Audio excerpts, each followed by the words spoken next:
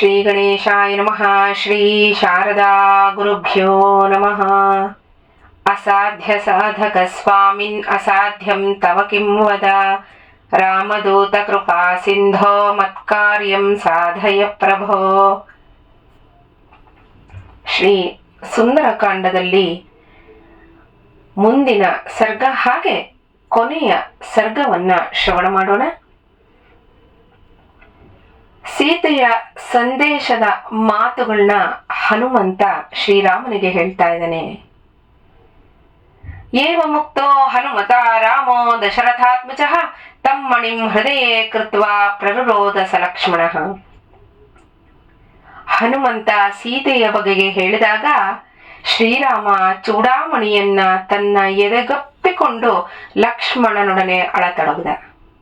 ಶೋಕ ಪೀಡಿತನಾದ ಶ್ರೀರಾಮ ಉತ್ತಮೋತ್ತಮವಾದ ಆ ಚೂಡಾಮಣಿನ ನೋಡಿ ಕಂಬನಿಗರೆದು ಸುಗ್ರೀವನಿಗೆ ಹೇಳ್ತಾನೆ, ಯಥೈವ ಧೇನು ಸ್ರವತಿ ಸ್ನೇಹಾದ್ವತ್ಸಸ್ಯ ವತ್ಸಲ ತಥಾ ಮಮಾಪಿ ಹೃದಯಂ ಮಣಿರತ್ನಸ್ಯ ದರ್ಶನಾತ್. ಕರುವಿನ ವಿಷಯದಲ್ಲಿ ಹೆಚ್ಚಿನ ಅಕ್ಕರೆಯುಳ್ಳ ಹಸುವಿನ ಕೆಚ್ಚಲಲ್ಲಿ ಕರುವನ್ನ ಕಂಡೊಡನೆ ಹೇಗೆ ಹಾಲು ಸ್ರವಿಸತ್ತೋ, ಉತ್ತಮೋತ್ತಮವಾದ ಈ ಚೂಡಾಮಣಿಯನ್ನ ಕಂಡೊಡನೆ ನನ್ನ ಹೃದಯದಲ್ಲಿ ಕರುಣ ರಸ ಸ್ರವಿಸ್ತಾ ಇದೆ. ಈ ಮಣಿರತ್ನವನ್ನ ನನ್ನ ಮಾವ ವೈದೇಹಿಗೆ ಕೊಟ್ಟಿದ್ದು.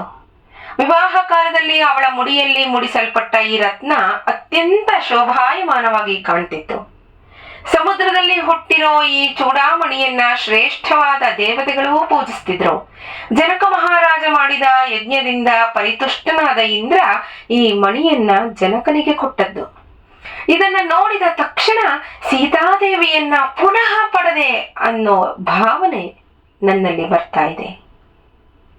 ಲಕ್ಷ್ಮಣನ ಕಡೆಗೆ ತಿರುಗಿ ಶ್ರೀರಾಮ ಹೇಳ್ತಾನೆ, ಲಕ್ಷ್ಮಣ, ವೈದೇಹಿ ಇಲ್ಲದೆ ಈ ಮಣಿನ ಮಾತ್ರವೇ ನಾನು ನೋಡ್ತಿದ್ದೀನಲ್ಲ, ಇದಕ್ಕಿಂತಲೂ ದುಃಖಕರವಾದ್ದು ಬೇರೇನಿದೆ? 1 ತಿಂಗಳವರೆಗೆ ವೈದೇಹಿ ಬದುಕಿದ್ರೆ ಅವಳು ಚಿರಂಜೀವಿಯಾಗಿಯೇ ಉಳ್ಕೋತಾಳೆ. ಅಷ್ಟರೊಳಗಾಗಿ ನಾನು ಅವಳನ್ನ ಕರ್ಕೊಂಡು ಬರೋದು ನಿಶ್ಚಯ. ಸೀತೆಯ ವೃತ್ತಾಂತ ತಿಳಿದ ಮೇಲೆ ಕ್ಷಣ ಮಾತ್ರವಾದರೂ ನಾನಿಲ್ಲಿರಲಾರೆ. ಹನುಮಂತ, ನೀನು ಅವಳನ್ನ ಎಲ್ಲಿ ನೋಡಿದ್ಯೋ ಅಲ್ಲಿಗೆ ಈಗಲೇ ನನ್ನನ್ನ ಕರ್ಕೊಂಡು ಹೋಗು. ಅವಳು ಆ ಭಯಂಕರ ರಾಕ್ಷಸರ ಮಧ್ಯೆ ಹೇಗೆ ತಾನೇ ಜೀವಿಸ್ತಾಳೆ? ಸೀತೆಯ ಸಂದೇಶವನ್ನ ಮತ್ತಷ್ಟು ಹೇಳೋ ಹನುಮ ಅಂತ ಶ್ರೀರಾಮ ಕೇಳ್ತಾನೆ. ಆಗ ಹನುಮಂತ ಸೀತೆ ಹೇಳಿದ ಕಾಕಾಸುನ ವೃತ್ತಾಂತವನ್ನೆಲ್ಲ ಹೇಳಿ ಆ ಚೂಡಾಮಣಿನ ಕೊಟ್ಟದ್ದು. ಶ್ರೀರಾಮ ಸೀತೆ ಹೇಳ್ತಿದ್ಲು, ಒಂದು ದರ್ಭೆಯನ್ನೇ ಬ್ರಹ್ಮಾಸ್ತ್ರವನ್ನಾಗಿ ಮಾಡಿ ಪ್ರಯೋಗಿಸೋ ಸಾಮರ್ಥ್ಯ ನನ್ನ ರಾಮನಿಗಿದೆ. ಹೀಗಿರುವಾಗ ನನಗೆ ಅಪರಾಧವನ್ನೆಸಗಿದ ಈ ರಾಕ್ಷಸನ ಮೇಲೆ ಇದುವರೆಗೂ ಯಾವ ಕಾರಣದಿಂದ ಬಾಣ ಪ್ರಯೋಗ ಮಾಡಿಲ್ಲ ಹನುಮ? ವೀರನಾದ ಅವನಿಗೆ ನನ್ನ ವಿಷಯದಲ್ಲಿ ಸ್ವಲ್ಪವಾದರೂ ಆತುರವಿದ್ದಿದ್ರೆ ನಿಶಿತವಾದ ಬಾಣಗಳಿಂದ ಈಗಲೇ ರಾವಣನನ್ನ ಸಂಹರಿಸಲಿ. ಶತ್ರು ತಾಪಕನಾದ ಲಕ್ಷ್ಮಣನೂ ಅಣ್ಣನ ಅಪ್ಪಣೆಯನ್ನ ಪಡೆದು ಯಾವ ಕಾರಣದಿಂದ ಇನ್ನೂ ನನ್ನನ್ನ ರಕ್ಷಿಸೋಕೆ ಬರ್ತಿಲ್ಲ ಹನುಮ? ದೇವತೆಗಳಿಂದಲೂ ಎದುರಿಸೋಕೆ ಅಸಾಧ್ಯರಾದ ರಾಮ ಲಕ್ಷ್ಮಣರು ನನ್ನನ್ನೇಕೆ ಉಪೇಕ್ಷೆ ಮಾಡ್ತಿದ್ದಾರೆ? ಇದು ನನ್ನ ಅಪಾರವಾದ ದುಷ್ಕೃತಿಯ ಫಲವೇ ಇರಬೇಕು ಅನ್ನೋ ಸೀತಾದೇವಿಯ ಮಾತುಗಳನ್ನ ಹನುಮಂತ ಶ್ರೀರಾಮ ಮತ್ತೆ ಲಕ್ಷ್ಮಣರೆದುರು ಹೇಳ್ತಾನೆ. ರಾಘವ, ಕಂಬನಿ ತುಂಬಿದ ಕಣ್ಣುಗಳಿಂದ ವೈದೇಹಿಯ ಕರುಣಾಜನಕವಾದ ಈ ಮಾತುಗಳನ್ನ ಕೇಳಿ ಆ ಆರ್ಯಗೆ ಹೀಗೆ ಹೇಳಿದಿನಿ, ದೇವಿ, ನಾನು ನಿನಗೆ ಸತ್ಯದ ಮೇಲೆ ಆಣೆ ಇಟ್ಟು ಹೇಳ್ತೀನಿ, ನಿನ್ನ ವಿರಹ ಶೋಕದಿಂದ ಶ್ರೀರಾಮ ನಿದ್ರಾಹಾರಗಳಿಂದಲೂ ವಿಮುಖನಾಗಿದ್ದಾನೆ. ಅವನು ದುಃಖಿತನಾಗಿರೋದ್ರಿಂದ ಲಕ್ಷ್ಮಣನೂ ದುಃಖದಿಂದ ಪರಿತಪಿಸ್ತಿದ್ದಾನೆ. ಹೇಗೋ ದೈವಯೋಗದಿಂದ ನಾನು ನಿನ್ನನ್ನು ನೋಡಿದೆ. ಇನ್ನು ದುಃಖ ಪಡೋಕೆ ಇದು ಸಮಯ ಅಲ್ಲ. ನೀನಿನ್ನು ಈ ದುಃಖಗಳ ಕೊನೆಯನ್ನ ಕಾಣ್ತೀಯ. ಶ್ರೀರಾಮ ಯುದ್ಧದಲ್ಲಿ ಭಯಂಕರನಾದ ರಾವಣನನ್ನ ಹಾಗೆ ಅವನ ಬಂಧು ಮಿತ್ರರೊಂದಿಗೆ ಸಂಹರಿಸಿ ನಿನ್ನನ್ನ ಅಯೋಧ್ಯೆಗೆ ಕರೆದೊಯ್ತಾನೆ. ಇದು ಸತ್ಯ ಅಂತ ಹೇಳಿ ತನ್ನ ಈ ಶ್ರೀರಾಮನಿಗೆ ಈ ಚೂಡಾಮಣಿಯನ್ನ ಅವಳು ಕೊಟ್ಲು, ತನ್ನ ಚೂಡಾಮಣಿಯನ್ನ ಕೊಟ್ಲು ಶ್ರೀರಾಮನಿಗೆ ಅಂತ ಹನುಮಂತ ಹೇಳ್ತಾನೆ.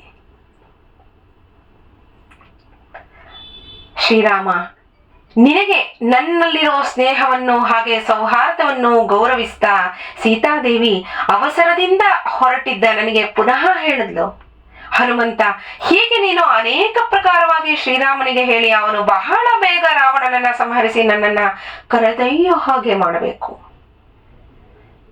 ನೀನು ಉಚಿತ ಅಂತ ಭಾವಿಸೋದಾದ್ರೆ ಒಂದು ದಿವಸದ ಮಟ್ಟಿಗಾದ್ರೂ ಇಲ್ಲೇ ಇರು.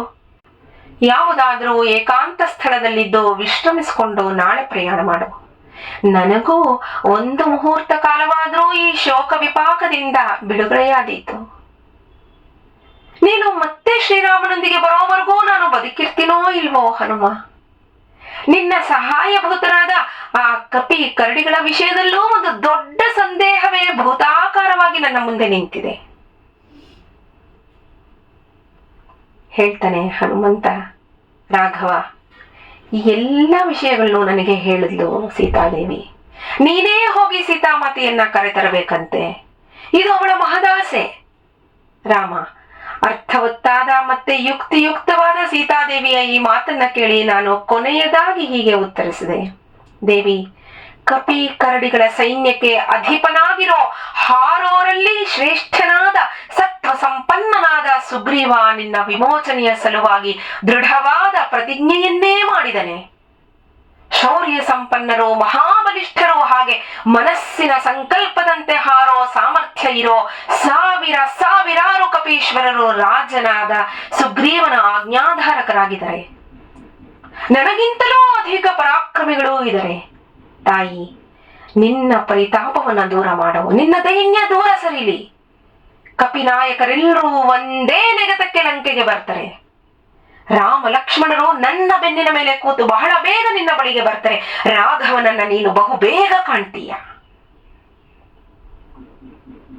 ರಾಘವ, ನಾನು ಹೀಗೆ ಹೇಳಿದಾಗ ನಿನ್ನ ವಿರಹ ಶೋಕದಿಂದ ಅತ್ಯಂತ ಪೀಡಿತಳಾಗಿದ್ರು ಸೀತೆ ವೀರ್ಯವತ್ತಾಗಿ ಮಾತನಾಡೋ ನನ್ನ ಮಂಗಳಕರವಾದ ಮಾತುಗಳಿಂದ ಸಮಾಧಾನವನ್ನ ಹೊಂದಿದ್ಲು ಅಂತ ಹನುಮಂತ ಶ್ರೀರಾಮನಿಗೆ ಹೇಳಿ ಲಂಕೆಯ ಕಡೆಗೆ ತ್ವರಿತವಾಗಿ ಹೊರಡಬೇಕು ಅಂತ ಶ್ರೀರಾಮನನ್ನ ಬಿನ್ನವಿಸಿದ.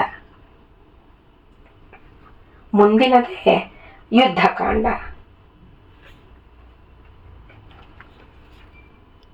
ಸುಂದರಕಾಂಡದ ಫಲವನ್ನ ಹೇಳ್ತಾರೆ. ಈ ಸರ್ಗದ ಫಲ, ರಾಮಾಯ ಹನುಮತ್ ಪ್ರೋಕ್ತಂ ಸೀತಾ ಸಂದೇಶ ಮಾದೃತಃ ಪಠನ್ನಾಮರಣಂ ಭಕ್ತಿ ಮುಕ್ತಿ ರಾಮಾತ್ ಪ್ರಪದ್ಯತೆ. ಭಕ್ತಿ ಮುಕ್ತಿಗಳನ್ನ ಅಪೇಕ್ಷಿಸೋನು ಹನುಮಂತ ರಾಮನಿಗೊಯ್ದ ಸೀತಾ ಸಂದೇಶ ಘಟ್ಟವನ್ನ ಆದರ ಪೂರ್ವಕವಾಗಿ ಜೀವಾವಧಿ ಪಾರಾಯಣ ಮಾಡಬೇಕು. ಶ್ರೀರಾಮನ ಅನುಗ್ರಹದಿಂದ ಭಕ್ತಿ ಮುಕ್ತಿಗಳೆರಡೂ ಲಭಿಸತ್ವೆ ಅಂತ ಈ ಸರ್ಗದ ಫಲವನ್ನ ಹೇಳಿದರೆ. ಚರಿತಂ ರಘುನಾಥಸ್ಯ ಶತಕೋಟಿ ಪ್ರವಿಸ್ತರಂ ಏಕೈಕಮಕ್ಷರಂ ಪ್ರೋಕ್ತಂ ಮಹಾಪಾತಕನಾಶನಂ. ಶೃಣ್ವನ್ ರಾಮಾಯಣಂ ಭಕ್ತ್ಯಾ ಯಃ ಪಾದಂ ಪದಮೇವ ವಾ ಸಯಾತಿ ಬ್ರಹ್ಮಣಸ್ಥಾನಂ ಬ್ರಹ್ಮಣಾ ಪೂಜ್ಯತೆ ಸದಾ. ಋತವಃ ಸಾಗರಾ ದ್ವೀಪಾ ವೇದಾ ಲೋಕಾದಿಶಶ್ಚತೆ ಮಂಗಲಾನಿ ಮಹಾಬಾಹೋ ದಿಶಂತು ತವ ಸರ್ವದಾ. ಮನೋಜವಂ ಮಾರುತತುಲ್ಯ ವೇಗಂ ಜಿತೇಂದ್ರಿಯಂ ಬುದ್ಧಿಮತಾಂ ವರಿಷ್ಠಂ ವಾತಾತ್ಮಜಂ ವಾನರಯೂತ ಮುಖ್ಯಂ ಶ್ರೀರಾಮದೂತಂ ಶಿರಸಾ ನಮಾಮಿ. ಸ್ನೇಹಿತರೆ, ಇಲ್ಲಿಗೆ ಸುಂದರಕಾಂಡ ಸುಸಂಪನ್ನವಾಯಿತು. ಎಲ್ಲರಿಗೂ ಶ್ರೀರಾಮ ಆರೋಗ್ಯ ಹಾಗೆ ಸುಖ ಸಂಪದಗಳನ್ನ ನೀಡ್ಲಿ ಅಂತ ಪ್ರಾರ್ಥಿಸ್ತೀನಿ. ಶ್ರೀರಾಮ ಜಯ ರಾಮ, ಜಯ ಜಯ ರಾಮ. ನಮಸ್ಕಾರ.